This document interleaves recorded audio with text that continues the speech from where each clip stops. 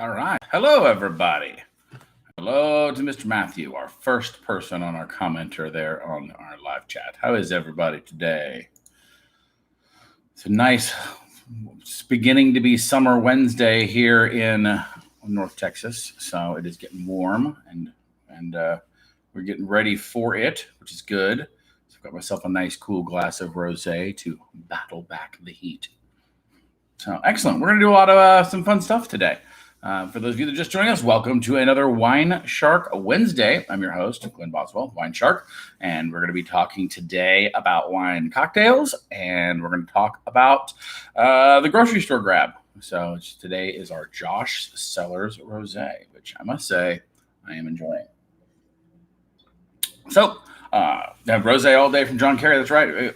Can't hear you. Okay, wait a minute. That's not good. Hang on.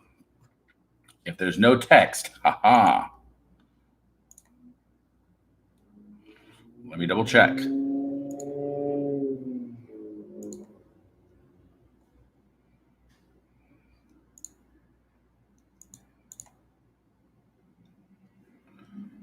What's going on here?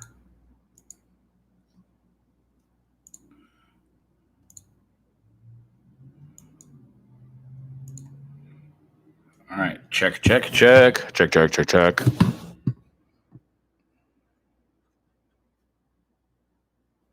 That's not good. Not good. There. Can we hear me now? I'm not getting anything. Nope. Volume buttons. All right. Give me a thumbs up, somebody, if we can actually hear me.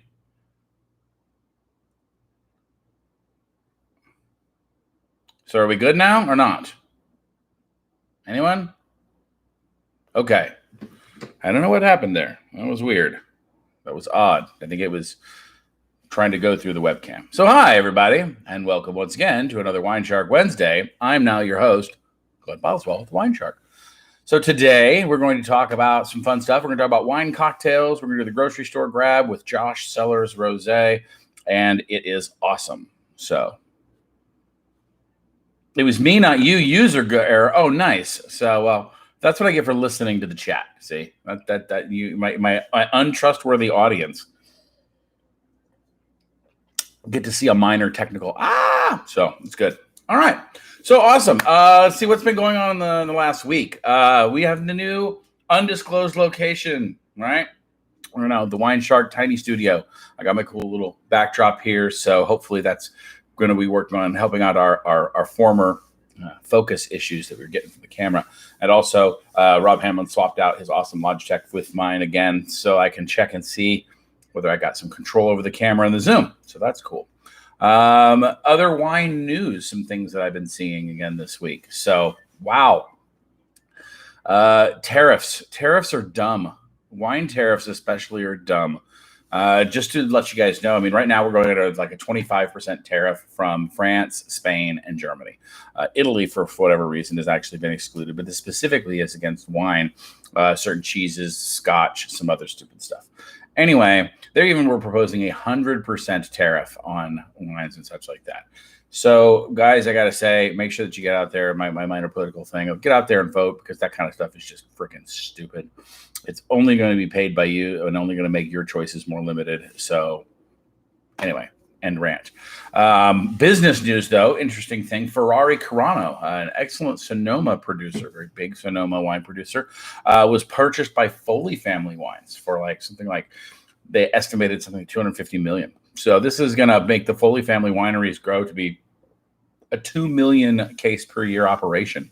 And why do you care? Well, maybe you don't, but generally speaking, what it means is these quality wines, I'm going to be watching them for their quality and making sure they're maintaining that kind of thing. Oftentimes, these big wine mergers and acquisitions can have a negative effect. However, Foley Family Wines is a pretty solid outfit that already had a good reputation. So this is, I think, a kind of interesting move just to get them broader control, and they have an entire pipeline between vineyard and consumer, so that they can be more efficient with their operations. So hopefully they should be able to maintain quality and perhaps even keep their price point. They're very much focused in that, what I call that sweet spot between $15 to $20, which is the premium wine brand. So Very, very cool. Oh, John says he's been out to Ferrari. Nice. Well, excellent little spot up there. And again, Sonoma, one of my favorite places for wine, etc. Other announcements, shower thoughts with the WineShark. I've been having some, we were thinking about interesting ideas coming up here soon. And while things are, restrictions as far as the, coronavirus and all that stuff that's going on, the things that shall not be named, but are starting to get to a point where, at least for small group gatherings and that kind of thing for personal safety. So when we start getting back to that, we start doing some wine shows again. And I've got a couple of summer show features that we're going to be messing around with, specifically to include a brunch show. So that's going to be, around your bread. So you're perfect for your Sunday brunch. And it's like 3 courses, 3 different wines, and then also a backyard grill show. Come over, cook for you, basically a focused around the grill type stuff perfect for the outdoor picnicky type. So that'd be kind of fun. I'm going to have announcements on those here pretty soon too. So expect a couple of emails maybe in the near future. So let's talk about wine cocktails. Wine cocktails are the topic of the day. You guys had asked about this on several occasions from several different folks. So I wanted to kind of address that, talk a little bit about what you can do. So some do's, don'ts, and some interesting notes. So be very interesting to see what we're going through here. But bottom line is that wine and cocktails are as kind of old as the concept of cocktails are concerned, all the way back to the original concepts of punch bowls and adding stuff to wine to either fortify it or change its taste or do all kinds of fun things to it. I went through several of my different references in doing research for this, including the book called Imbibe, the Four Seasons cocktail book, Jeffrey Morgenthaler's book on cocktails, some other good what I would call quality sources on such. And what I was trying to do is try to struggle into some sort of classification systems, right? And see kind of how to broadly talk about them. And it's kind of tough. There's not a lot of broadband when it comes to the cocktail world and into forming the wine cocktails into classes. They have a couple of things that are fairly unique to them, but wine shows up in a lot of odd places. Originally was thinking about things like, stuff that goes in wine and then wine that goes in stuff and kind of talking about it that way. But after I started looking at recipes and such, really that's not a thing.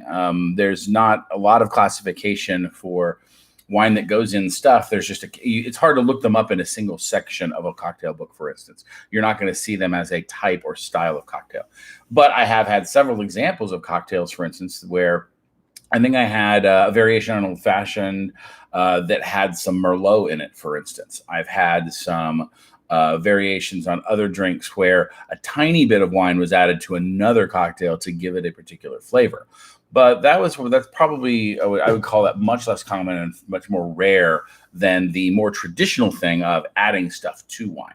So let's talk a little bit about flavor combinations, right? Basically, the two kind of when we go into flavor combinations, what I found is that most things were at least 1 part wine to 1 part other stuff, or somewhere less than. The wine was almost always the dominant pair partner.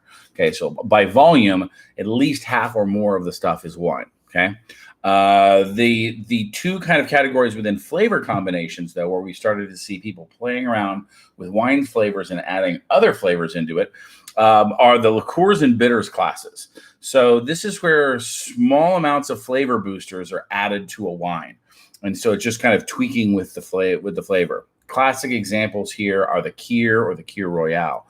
So Kir, for those of you that may not know, is a white wine with a small amount of a crème de cassis, right? Very French, very kind of basically adding a little bit of strong berry liqueur to a white wine, usually something around parts like 1 part to 10 is a usual number. So in an average 5-ounce glass, you're getting like just a couple of teaspoons or tablespoons of crème de cassis, but it's delightful. It makes this wonderful kind of just twinge in the wine, and it kind of twists the thing. And it's used as an aperitif or just an afternoon kind of relaxer. It's kind of fun. So you find a lot of wines in that class, and I think there are a lot of wine cocktails that go into that class. adding various flavors from mixing various combinations of flavors to just one dominant thing like the Kir or the Kir Royale. The Kir Royale, by the way, is the one with champagne and cassis instead of just white wine. So the next thing are the punches, sangrias, and the like. So here, it's where mostly wine base with flavor components, but in a much bigger quantity. So we think about things like sangria. You're talking about you're taking a base of a red wine, you're adding a bunch of fruit and fruit juices to it, and you're really bulking it out, right? You're using wine as the base, but you're really adding a lot into it. So these are very different than things like the Kir, where you're adding very small amounts of high power flavor. Instead, you're adding a lot of flavor things in and just kind of, filling up the flowing bowl kind of concept. So those are a lot more what people are familiar with when we think about this. This I would even put in the classes of stuff like, this is your usual anything sangrias and any other sort of like punch that involves a non-sparkling, because we're going to talk about that next. Next, we're talking about texture combinations. So sparkling wine is a particular favorite amongst many recipes. So a lot of the recipes that I found were for either spritzer combinations where you're adding sparklingness to already still wine. So usually a 1-to-1 with soda, with club soda. That's kind of a broad classification. So you'd put 1 part wine, 1 part soda, and then add in a little bit of flavor of something else. So again, goes back to that liqueurs and bitters category, usually those flavor boosters. Or you flip that on its head and you start with sparkling wine as a base drink. So here we get into the iconic French 75, citrusing up your wine with things like mimosas and such. And what that does is that base sparkling wine adds a fun texture element to a generally light or refreshing beverage already, right? So you're taking that nice crisp orange juice, that nice, acidic orange juice, and you're adding in an element of not only the alcohol component, but you're also getting in that nice little bubbly kind of fun cleanse your palate texture. That's why they're so perfect for breakfast type foods, right? Because you can have a lot of breakfast food that can be kind of, if anything, it's in that weighty category, or if anything that's heavy or fatty, they really kind of help your mouth water, cleanse your palate. Nice, refreshing, fun. So texture combinations, I found a lot of those. But there's also the concept of lightening up the heavy fare. So things like big, bold red wines, sherries, ports, madeiras, or other fortified wines, they often have the recipes call for lightening them up, for giving them a lighter lift and making them not quite such a dense, concentrated drink. Sangria with kind of borderlines and Venn diagrams into that here, because what you're doing is you're taking a heavier red wine, like say a Tempranillo or Rioja, something like that, and you are adding on this fruit juice to lighten up its fare. Classic example from Portugal, white port, right? So it's a fortified white grape port, and it is very often served with soda as a spritzer as an afternoon drink, rather than drinking the wine in concentration by itself. Same sort of thing. The Portuguese love ruby ports with just a squeeze of lime and club soda or tonic thrown on, right? So they're taking that very dense wine and and then upping it up, giving it a new life. So that's kind of fun. And now it's time for some. If you've all been very good, it's time for something special. It's time for a little sexy wine cocktail limerick / wordplay. All right. So courtesy of the Four Seasons cocktail book, I give you the following story, which is primarily made of names that are apparently that are obviously very sexual in nature when it comes to wine cocktails. So wine cocktails are apparently just they're the thing. They're sexy. And so there you go. So here's the word jumble that I kind of came up with these names. So the belle of the ball had a French orgasm with an Adonis of a European swinger that made her passion fizz, much to Miss Linda's pleasure.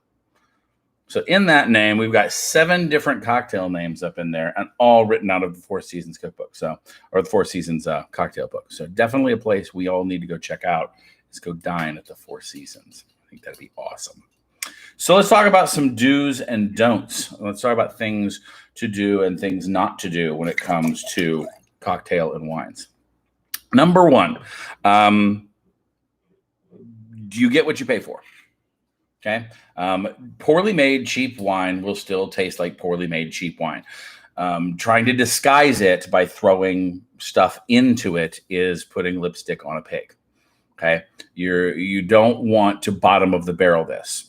On the counter to that, though, you don't need to blow the budget on something that's designed to excel on its own qualities. In other words, I wouldn't go buying a wine that is expressly meant to be enjoyed on its own. That what I'm paying for is the high quality experience of that wine experience. I'm not going to then go throw a bunch of fruit juice or bitters or whatever in it. So you got to kind of seek that middle road. What you want to seek is that quality point where the wine is made with care and is a nice performer in just it's an easy to drink by itself, and then you add on to that. Right. So don't dumb your wine down just because you're going to make sangria. Why don't you make a good damn sangria and, spend the $10 on the bottle of wine, not the $4 bottle of wine. All right. But don't buy a $40 bottle of wine and do it. That seems to be what you're doing there is you're wasting a lot of the nuance that you're paying for in that $40 bottle. But that's one of those things that I see a lot of people basically try and buy the cheapest thing they can. Also, don't buy pre-mixed bullshit. Make your own cocktails from scratch all the time. I cannot emphasize this in the cocktail world enough and the food world enough. And that is simple quality ingredients throughout the process will make your food and your cocktails and everything in your life for that matter better. Okay. It can be simple, but get the best you can afford. It's squeeze your own fresh lemon juice. Don't buy the stuff that's already made for you in a bottle. It's doing the work, the extra work to get there will pay off in the long run.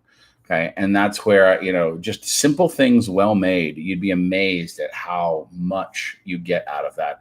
And it's just, especially in cocktails, so as challenging as it is, just put the extra effort into it and you'll find yourself to be a lot better place. So, what are some of your guys' favorite wine cocktails? Right? I mean, here in the chat there. I mean, what is it? I'm a mimosa fan, right? A French 75 is killer.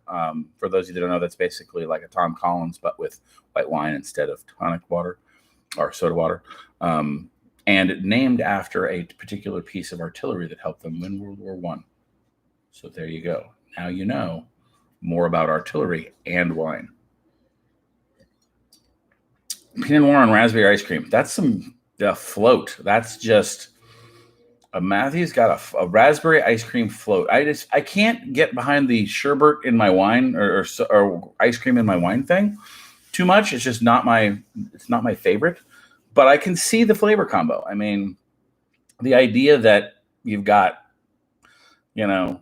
this big luscious wine and you're just kind of amping it up with some additional silky sweet, I can totally see. So somebody was talking about the other day about something like that. They did a float with sherbet or sorbet of some sort, kind of making it fruitier, which I'm like, okay, that sounds awful to me, but I'm gonna have to give it a try. I mean, I've got to get over that thing where there's that weird lactose meets alcohol thing that's always kind of an edge case for me. Although everybody likes a good Colorado Bulldog from time to time. So we're gonna have to do a show where we make all of those wine cocktails in one show, right? The Belle of the Ball, the French Orgasm, Adonis, European Swinger, Passion Fizz, and Miss Linda's Pleasure. So, all right. So yeah, we're looking good pretty good on time. Everybody's been kind of quiet, so either that or maybe I'm just here by myself and talking to myself. So the buttons hide when I least expect it, says Donna. Very nice. So we can go ahead and move on then to the grocery store grab, and we'll see what we get once everybody shows up for Q&A. So to kick off and remind everybody what the grocery store grab is, the premise is to help get the best value per dollar for wines found at non-specialty and non-big box retailers. The idea that you may not have access to a quality wine store, or you may not have access to a big box or well stocked store, or just simply for convenience, you do your wine shopping at the grocery store. So grocery stores happen to be a place where oftentimes in a very challenging market and price markups are common, and you're kind of getting a mix of quality up, down, left, and right. And so we want to basically help you work on choosing out wines based especially on their labels. So with no prior research and basing only on the data we get on the label, we're going to do a label focused choice every week for the wine for the grocery store grab.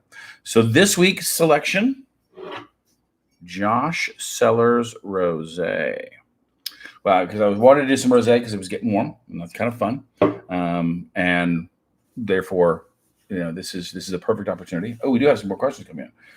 Unsullied wine. We don't want to you don't want to sully up your wine.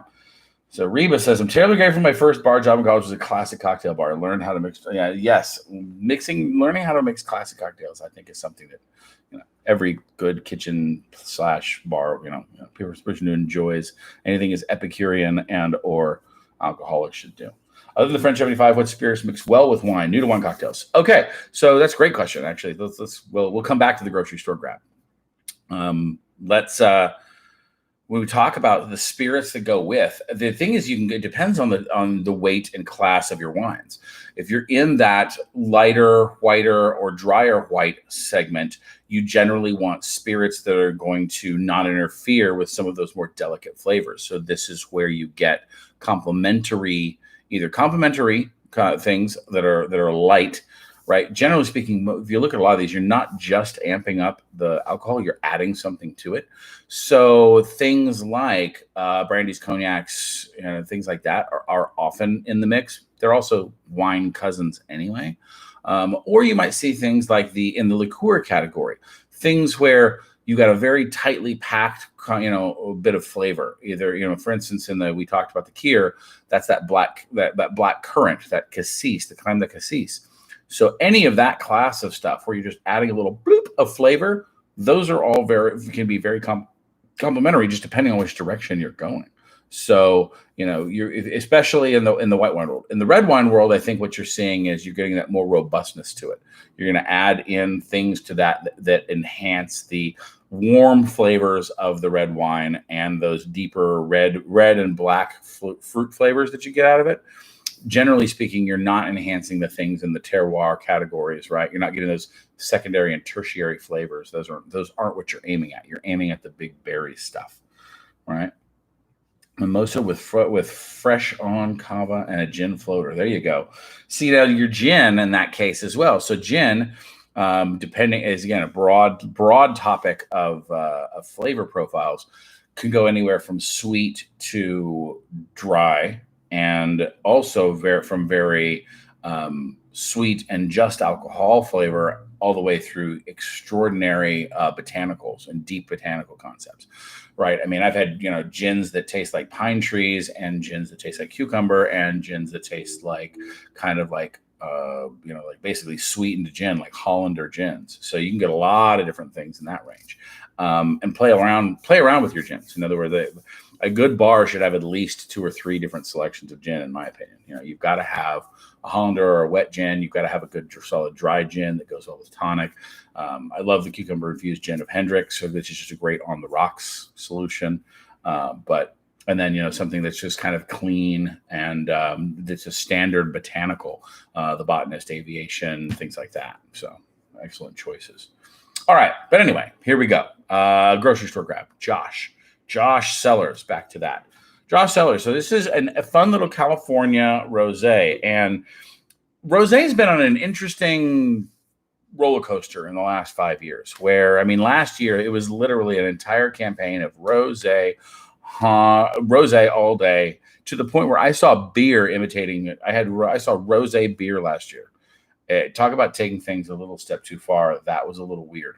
But we're finally, I think that the common zeitgeist is finally gone away, that pink wine equals sweet. Okay.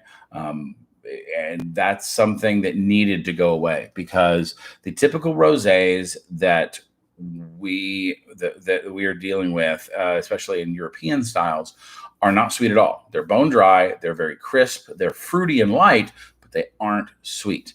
Everybody talks about white Zinfandel and then what the things were in the 70s. When the reality, is that I haven't had a white Zinfandel in years that has anything remotely approached to be sweet. Okay, so the residual sugar count in these wines is actually very low. And so what we need to remember is that what we're looking for there is that nice, crisp, bright experience. We want fruity with a good degree of acidity and a crisp, clean finish, right? Nice and dry, no sweetness, no lingering, cloying taste on our palate, that kind of thing. So this Josh Cellars Rose, here's another one of those things that's got that little asterisk by it for me. $17.99 list price at the Tom Thumb, but $9.99 if you had a club card. Okay, the idea that this is a $18 wine selling for $10 is, I think, definitely one of those marketing things. That's not. This wine is not punching up at that level. If my guess is correct. I've already had some, and I can tell you, no, it isn't. Although, that being said, because of the way that rosé wines are produced, most rosé wines are produced by taking red grapes, crushing them, leaving them in contact with their skins for a very brief amount of time, anywhere from 4, 12, 24, 48, 72 hours, something like that. Very brief time of skin contact, and then bleeding off the juice and letting the fermentation continue. Okay, so the pink color comes from contact with their skin, and you're going to see a wide variety. You'll notice this wine is kind of a salmon-y color, right? Now, they don't mention the particular grapes that were used to make this, but generally speaking, what I'm betting there is this is more of a probably either a Grenache or Mourvedre based, a GM base, rather than some of the other styles of grapes that produce more pinkish varietals, once you have the Pinot Noirs, things like that. So anyway, that being said, because the wines are produced quickly, because they don't need a lot of aging, they're aged in tanks and immediately bottled. They go out to market the year after they're produced. So I mean, this should be this one is actually a 2018. It's a year old, but they're ready to sell the immediate year afterwards. This could be as young as 2019. That means that you don't have a lot of the overhead that goes into bottles of wine that need to be aged for years or need to be held in warehousing in barrels and all that extra effort. By definition, these wines are not built in to be expensive. So be very cautious of that rising price point. At topping out at about $15 is right around where most rosés should be, and that includes getting them here from Europe. Okay. Which should tell you something, right? We're talking about having to ship these things overseas. Interesting callback to our earlier speaking of tariffs and the stupidity thereof. One of the things that they're doing to avoid that stupid tariff is they're taking the wine in bulk containers. So they take a refrigerated container car, put a massive plastic bladder in it, fill it up with juice, and then bring it over here and bottle it. Why? Because that's not applied with the tariff.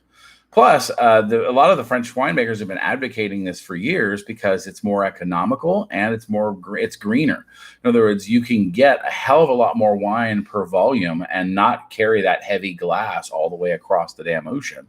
And so why not? In other words, if the wine comes out in the same process, Bob Floyd and I were joking back and forth with it about the idea of like, now that would be the true wine in a box, is to literally just roll up an 18-wheeler with one of those in the back of me, give me a hose, and call me good for the summer. I think that'd be awesome.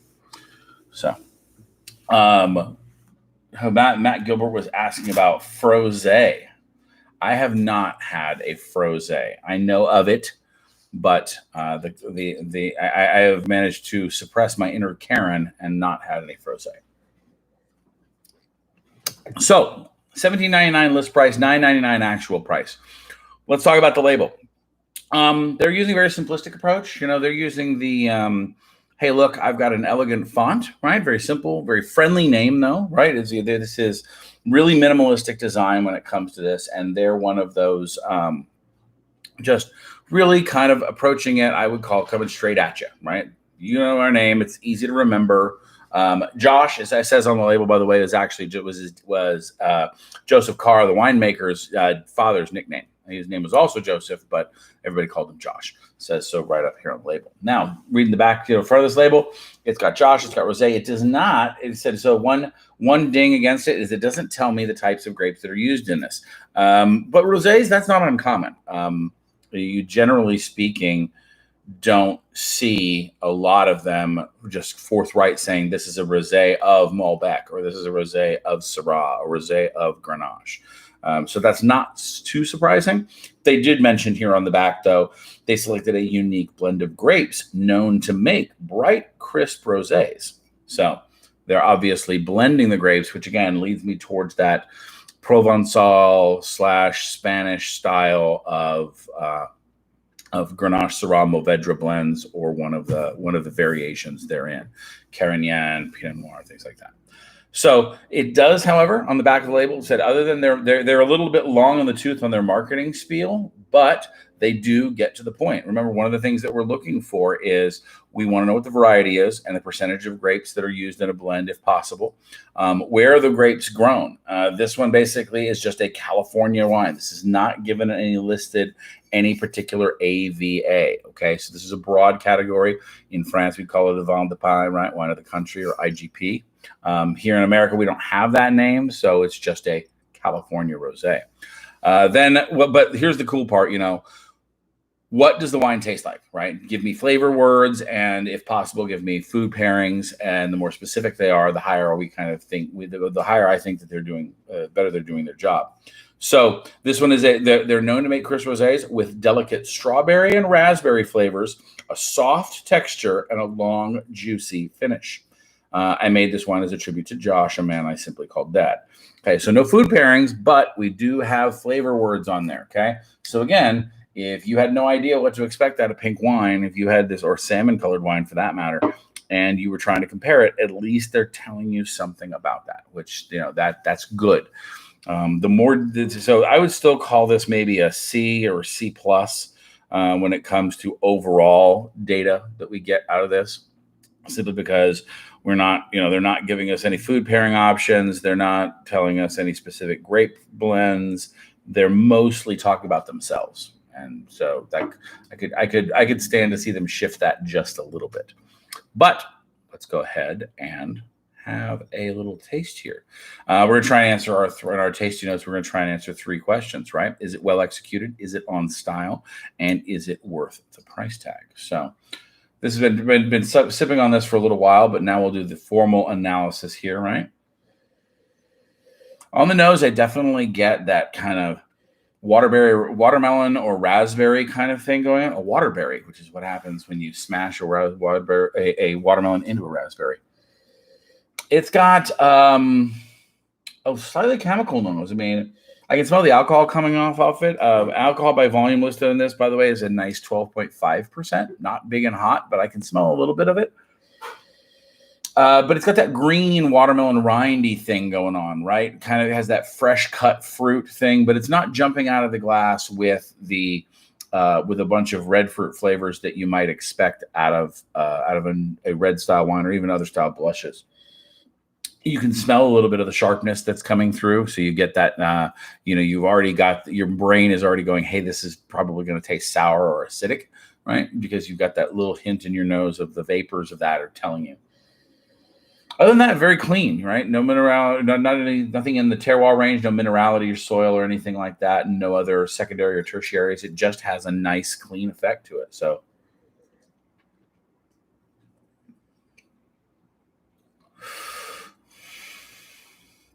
okay, so on that palate, right?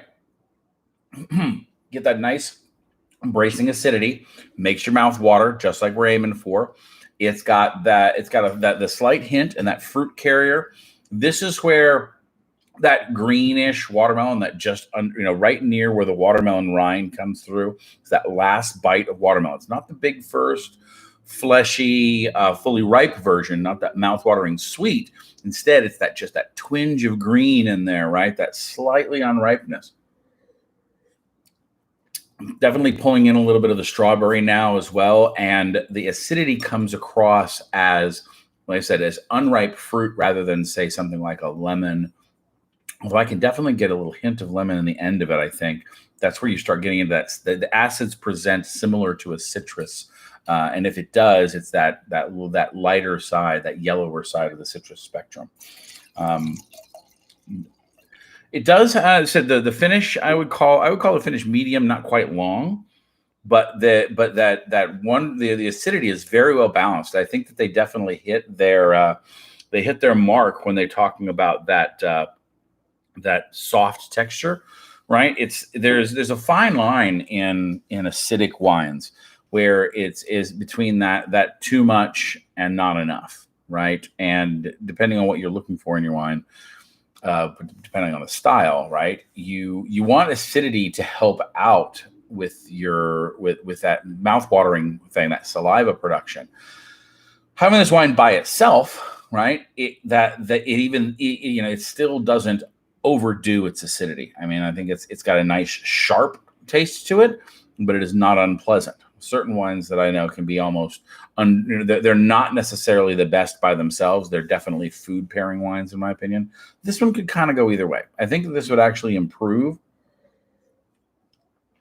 if I had some fun foods to go with it. I could easily see lighter, fresher cheeses with this. This would be a killer with mozzarella, with olive oil, tomato, basil, fresh basil. Man, the green thing in that I think would go really fun.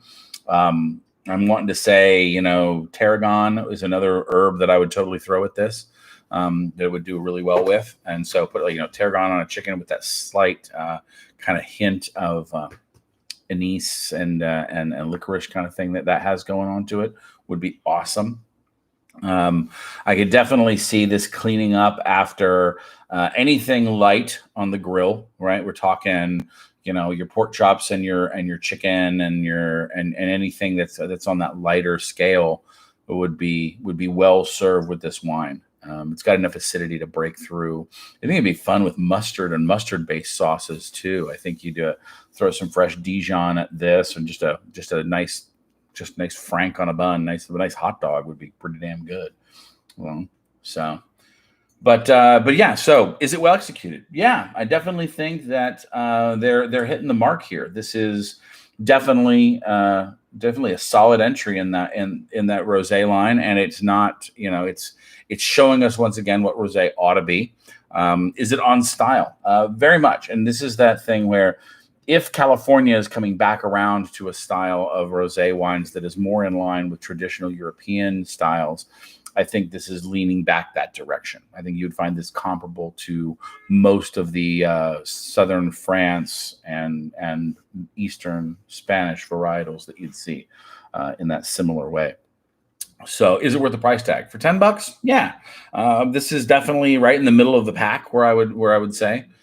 This is not, oh my God, go buy this. It's not, I've had some awesome rosés at, $7, $8 that are like, man, that's punching way above its weight. This is exactly how I'd price this. This is good.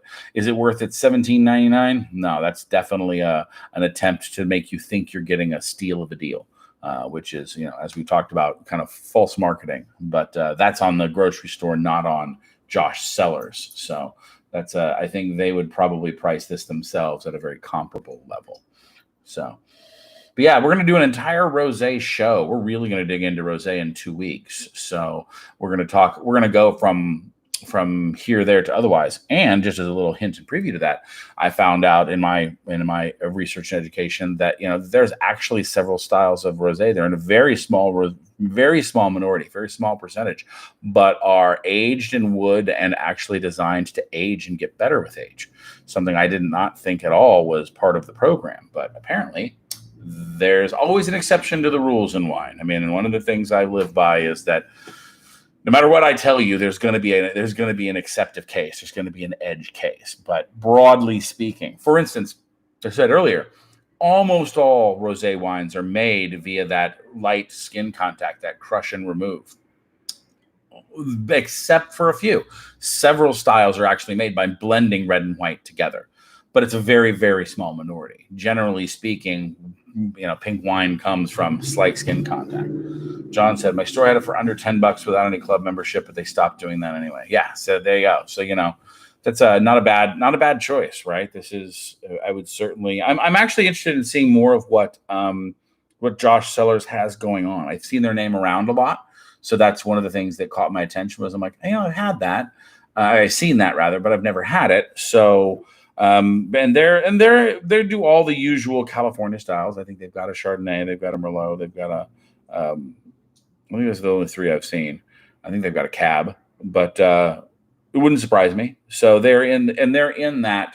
They're very squarely placed so far that I've seen in that grocery store category. So I'd like to see whether they continue that trend of, well executed for their price, because especially as we talk more and more about value priced wines, which in the grocery store grab, I'm really trying to aim for, right? I'm not likely to steer us in the grocery store grab up to a $40 bottle that you can find at a grocery store. I mean, those are there. I mean, I've seen, The Prisoner and Abstract, and I've seen, cakes, Cake Bread and others at certain, it just depends on what type of grocery store you shop at, right? It's that's also a wide variety there.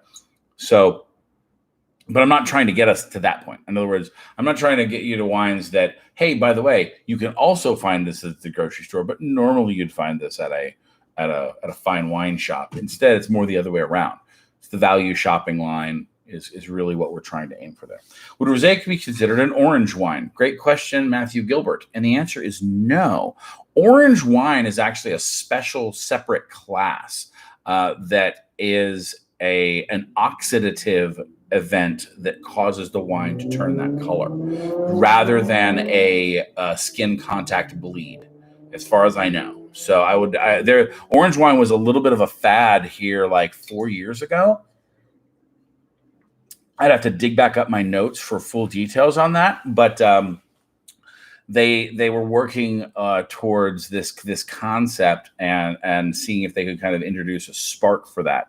So there was a marketing fad play for it a couple of years ago. Same thing with blue wine, although the blue wine was actually, it was actually blue, by the way. I have consumed it. That was a wholly chemically derived version thereof, meaning it's a natural dye, but it was a dyed wine, it becomes this way because of the process. It's one of those, put 3 drops of blue and you're good to go. So very interesting fad with the orange wines, and I never actually got a hold of any. I asked my local Total Wine to see if they could find some, and they just weren't popular enough for them to be stocking them up. So that might be something we dig into in the oddballs class. Sooner or later, we're going to do. I've probably got maybe I want to say 2, maybe 3 shows worth of either grapes you've never heard of or styles that are hard to find or maybe try. I want to reach deeper into some wines from wine regions you're not accustomed to.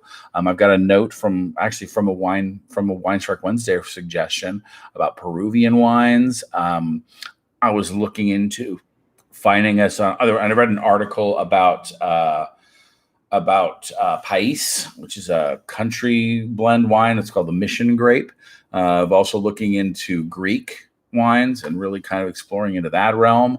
I want to get us. I'm dying to find us some actual Mexican varietals in here in our fine state of Texas. They've got some interesting stuff that they're growing up in the mountains, and that is actually wine, not the other stuff.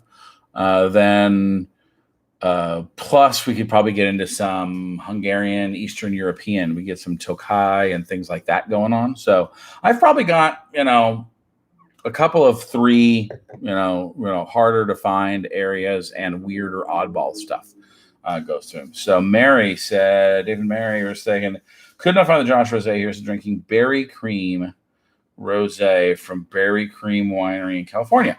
No grape type listed, but aromas, flavors, and good pairings. Right. So that's good. Okay. So with the rosé thing, grape type is not very common for whatever tradition that goes by. But blush versus rosé, marketing are different. Answer is neither. There is no difference. Syrah, Shiraz, same thing. Just depends on what you want to call it. You might, and usually Formally, if you're speaking, if the French, for instance, are speaking formally, they will call it a rosé of blank grape type, a rosé of Malbec, a rosé of Zinfandel. You'll often see that in more formal type settings. Those, by the way, obviously indicate the grape type if there's a single version. Matthew Gilbert asked about, what about Texas wines? That's a broad question. What about Texas wines? Do I plan on doing a show about Texas wines? Yes, I will eventually absolutely do a Texas wine show.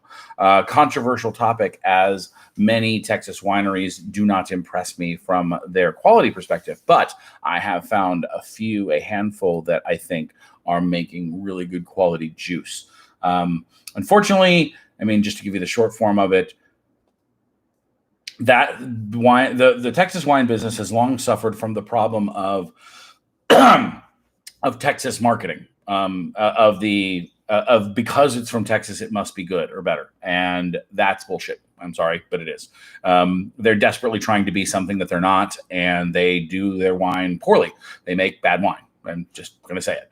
Now, a lot of people have improved that over the last few years and have really, and by the way, a few, I mean 20, have really kind of come into the concept of making fine wines, of doing the things that they're good at instead of chasing other styles of wine, like trying to be California and produce a Cabernet in the freaking panhandle of Lubbock, which is just stupid.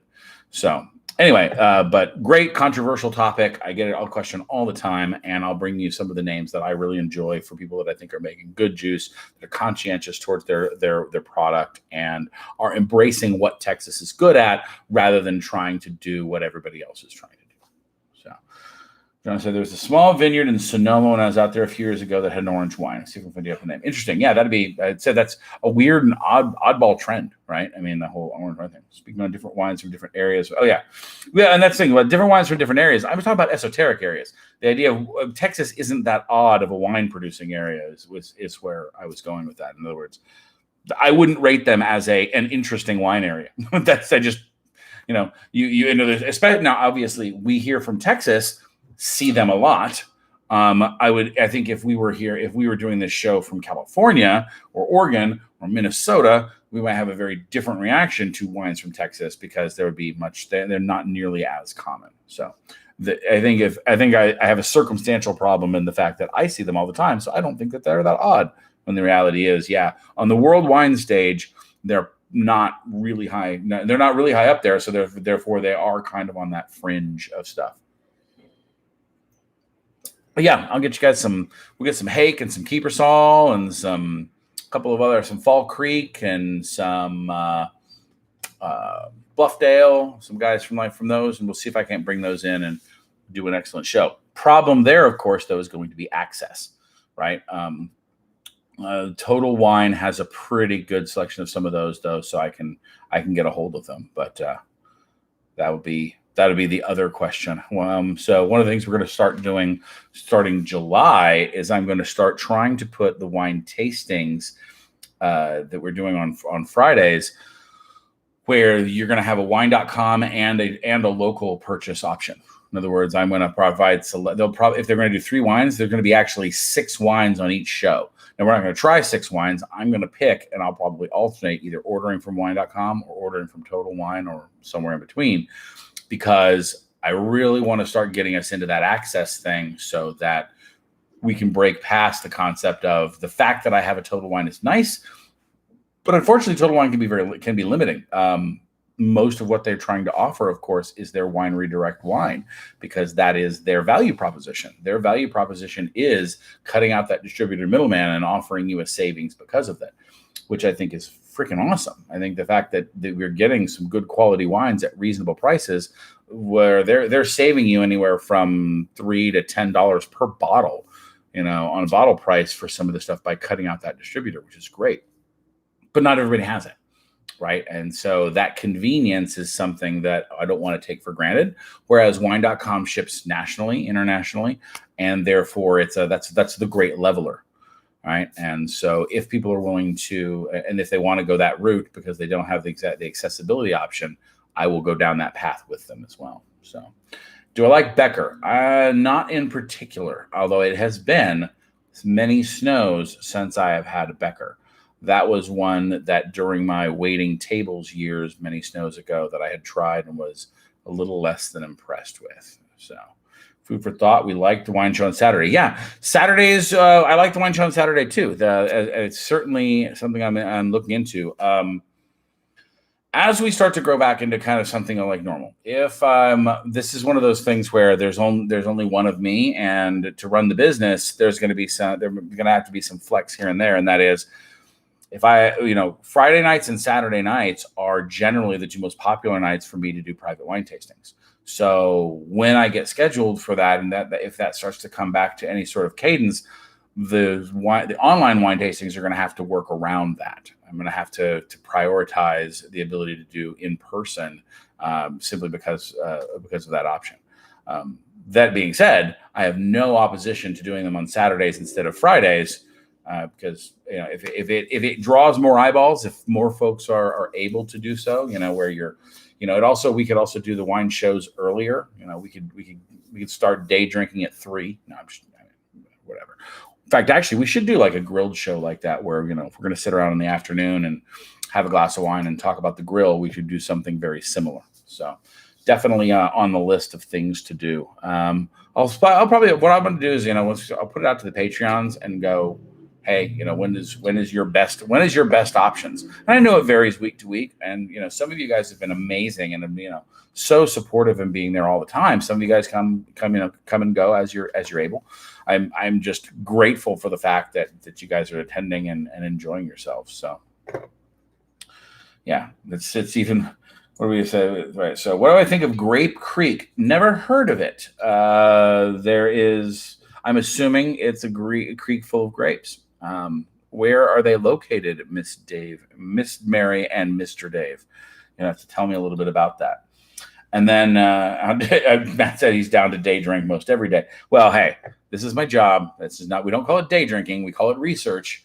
And as Rob pointed out on his share on Facebook, that, we're learning here. We're not just drinking on Wednesday at happy hour. We're learning. This is wine education. I'm an educator, damn it. So awesome. Other questions? I mean, you guys, any other kind of topics that I didn't go, come back around to anything from cocktail world, things like that. Just to give you a coming soon, this week we are doing Cabernets 15 to 20, my favorite sweet spot for one of my favorite wine grapes. This is where home is, if you ask me. For $15 to $20 is really where I think most wines start where you're getting really good value. You're not finding it. Occasionally you're going to get some really excellent, what I call punch above their weight styles in there. But we got some fun Cabernets from Washington, California, and the Barossa Valley in Australia. Then later in the month, we're going to do the Rosé show, as I talked about earlier, and we're going to do the grilled show, which is going to be awesome. We're going to grill stuff and then eat it together with wine, because that's great. So, what else? And yes, Rob is correct. You cannot be an alcoholic if you're learning. It's true. This is that literally, it's one of the 12 steps is, are you learning? No, then go back to step 1. So you're good. You're totally fine with that. So I'm going to remind you guys, come back and, once the video goes live, put any lingering questions that you've got in the comment section, and I will do my very level best to get back there and reply to you on those. I appreciate that interaction, and helps us make it accessible for those that haven't yet watched this hour-long diatribe of mine. From Fredericksburg. Interesting. So that's Grape Creek was it for another Fredericksburg, Dave and Mary? That's I'll have to take a look and see, because I'm always willing to give it a try.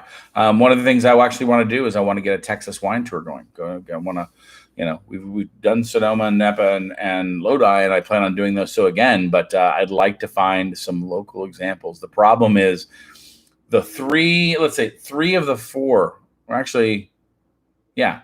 If I wanted to take you to 3 of the 4 examples I gave you, Hake, Kiepersol, and Bluffdale, I'd have to take you to Galveston, Tyler, and Granbury in some sort of form or fashion. That's a lot of damn time and miles in the car. unfortunately, we don't have a wine country. I mean, the Texas Hill Country wants to claim it as such, and they have attempted to do so. The Fredericksburg area is very popular for such. Even if a lot of those wineries don't actually grow all their wines right there on site. So there's that. Teach, can you suggest a wine to introduce someone into the world of wines? Because someone who is reluctant to try because they think it's either for winos or rich people. Well, as a wino and not rich person, I can suggest the following.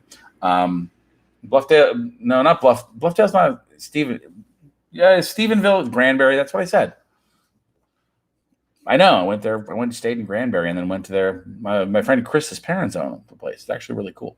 Anyway, can I suggest a wine to introduce someone to the world of wines? If I was to talk about the entry wine, about a wine that's the first example, assume the person has a sweet tooth.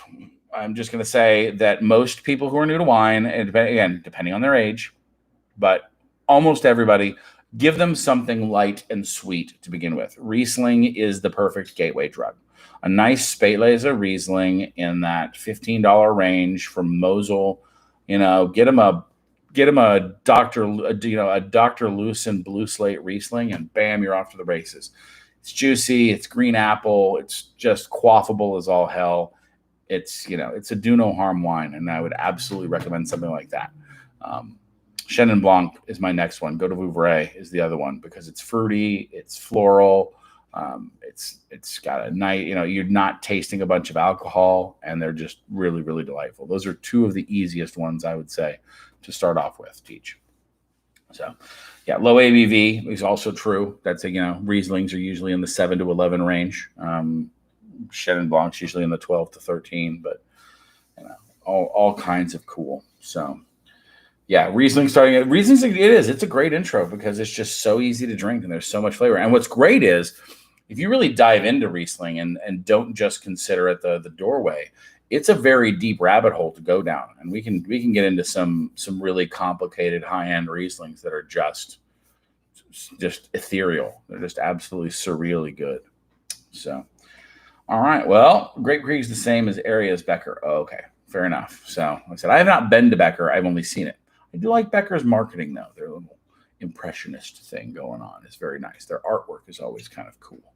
So I noticed them for that. Keepersol is the other one that I can recommend. That's a fun. I'm gonna save most of the information for the show, but just to give you a hint, that's one down around Tyler.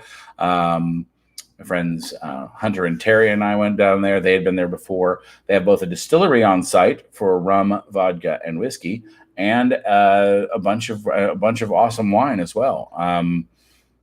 If I have any complaint, they're trying to do too much. But man, they have a Cabernet Franc that's a style that, frankly, is as unique and as own as Texas, and that is something I give them huge props for because Cabernet Franc was one of my favorite grapes, and it comes in your basically California/Bordeaux style or your Chinon and Upper Loire style. And this is a third style altogether. And it was delightful. And I would go back to it in a heartbeat. And that's awesome. And that's what we want to see out of Texas wineries, frankly. So let's see. Lucky's Vineyard and Winery in Dublin is really new, but they're doing well. And they have a great rosé. Excellent. Lucky. I like, and also you got to love the name. Lucky's Vineyard and Winery. That's just easy, right? It's just fun and friendly. All right. Well, we're just about out of time though. So I'm going to give you guys, so I said, remind you guys for comments down below. If you like what we're doing, subscribe to the channel if you haven't already, and share with a wine loving friend. I want to give a big shout out to all of my amazing Patreon supporters. You guys make this stuff possible and help keep me swimming in the right direction. So I love you for that. Our newest patrons, Sarah and Betty, I want to say a big shout out and a thank you to you guys.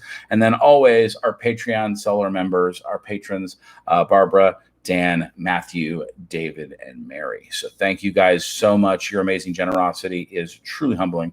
And it's an amazing job. I love being able to share this stuff with you guys. And we will be all about sharing some new wine with you here. So until next time, folks, I'm your WineShark, and cheers. And I'm just spilling my wine all over the place. That I clearly need some food. So there's that. All right, guys.